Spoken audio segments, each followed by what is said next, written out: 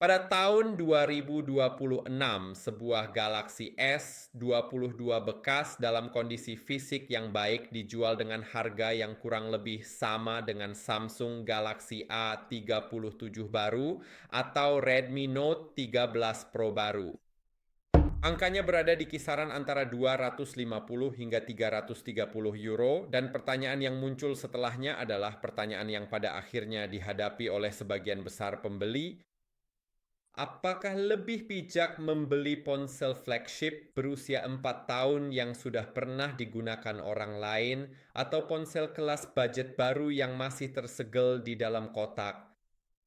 Ambil saja flagship berusia 4 tahun seperti S22 dan Anda langsung bisa menebak asal-usulnya dalam 1 detik pertama. Bingkainya terbuat dari aluminium asli. Bagian belakangnya terbuat dari kaca mata dan bobotnya menunjukkan bahwa ada biaya yang dikeluarkan untuk materialnya.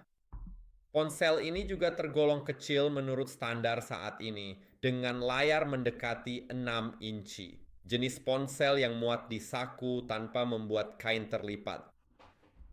Ponsel budget baru di kisaran harga ini justru lebih besar dan lebih ringan, tapi karena alasan yang salah. Bingkai plastik dan layar yang sedikit berderit saat ditekan dengan ibu jari. Mereka memang terlihat bagus di foto, tapi tidak terasa premium karena memang tidak pernah dirancang untuk itu. Flagship lama juga tetap mempertahankan ketahanan debu dan air penuh IP68, yang berarti bisa bertahan jika terjatuh ke kolam. Sebagian besar ponsel budget baru di tahun 2026 hanya sampai IP54 yang hanya melindungi dari cipratan air. Dan ini mungkin adalah bagian yang paling diremehkan dari membeli ponsel lama dibandingkan baru di harga ini.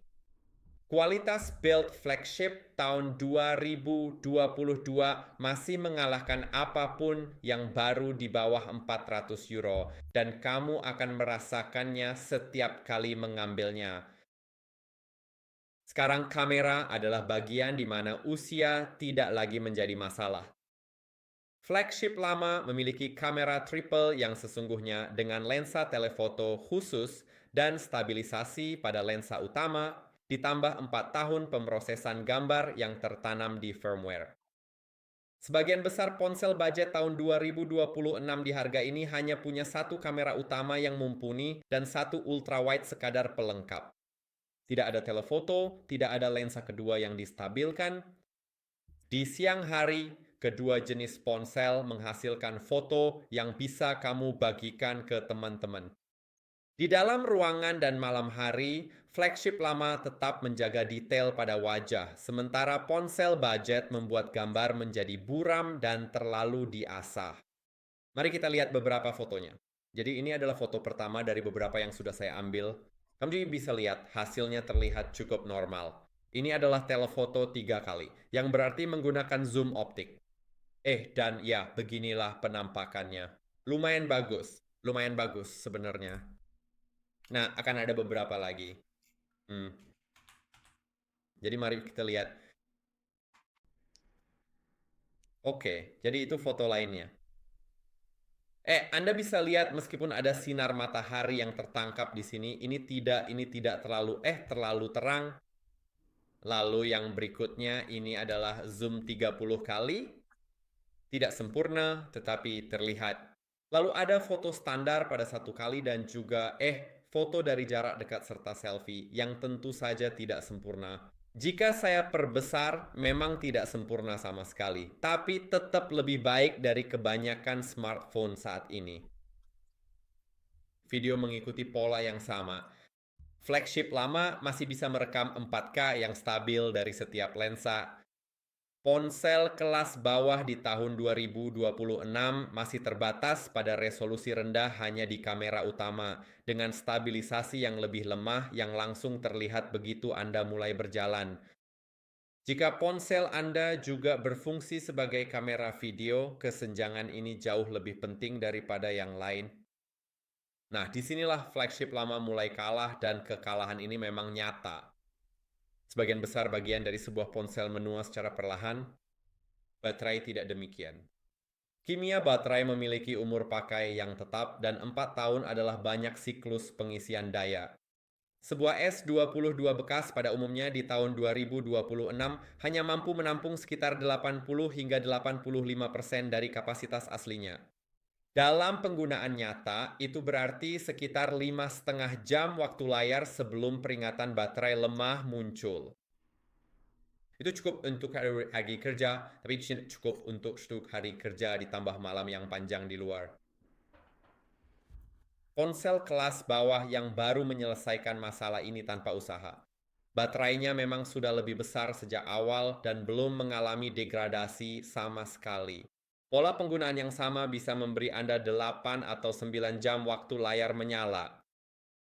Ini adalah keunggulan paling membosankan di daftar ini, tapi juga yang paling sering Anda rasakan setiap hari.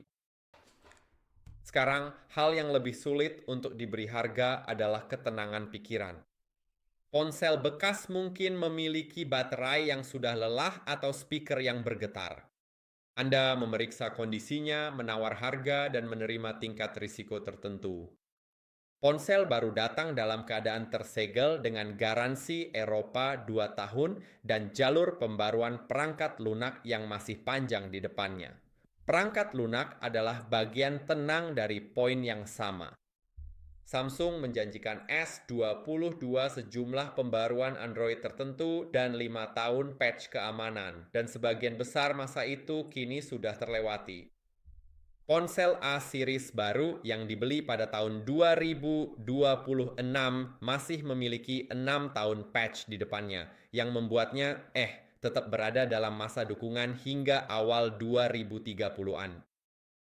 Jika Anda menyimpan ponsel dalam waktu lama, inilah saatnya argumen untuk membeli baru benar-benar mulai unggul. Tapi ingat untuk memeriksa klaim produsen terlebih dahulu, karena pembaruan jangka panjang tidak selalu berlaku pada ponsel kelas bawah. Flagship lama masih memiliki chip yang lebih cepat di atas kertas, tapi untuk tugas sehari-hari seperti membuka aplikasi dan berpindah antar aplikasi pesan, pengalaman pengguna sama saja. Anda hanya akan merasakan perbedaannya pada game 3 dimensi berat dan saat beban berat berkelanjutan sebelum salah satu chip sempat memanas. Kecuali bermain game benar-benar menjadi bagian dari cara Anda menggunakan ponsel, faktor ini seharusnya tidak menentukan keputusan pembelian. Jadi sekarang untuk siapa pilihan ini cocok? Flagship lama bekas adalah pilihan yang tepat bagi seseorang yang peduli dengan kualitas foto dan bagaimana ponsel terasa di tangan, orang-orang yang tidak keberatan mengisi ulang baterai di sore hari, dan yang bersedia memeriksa perangkat bekas dengan cermat sebelum membeli. Komprominya adalah baterai yang tidak tahan seharian penuh dan jendela pembaruan perangkat lunak yang sebagian besar sudah tertutup. Ponsel baru kelas budget adalah pilihan yang tepat bagi seseorang yang ingin hal-hal sederhana berjalan lancar dan yang kebanyakan mengambil foto di siang hari untuk media sosial. Orang-orang yang tidak ingin memikirkan ponselnya lagi selama 2 atau 3 tahun.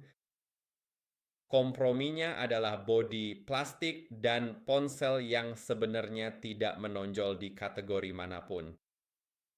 Jadi, jika Wanda dan Masya belum bisa memutuskan, pertanyaan penentunya sebenarnya adalah, apakah Anda benar-benar sering melihat kembali foto-foto Anda di kemudian hari?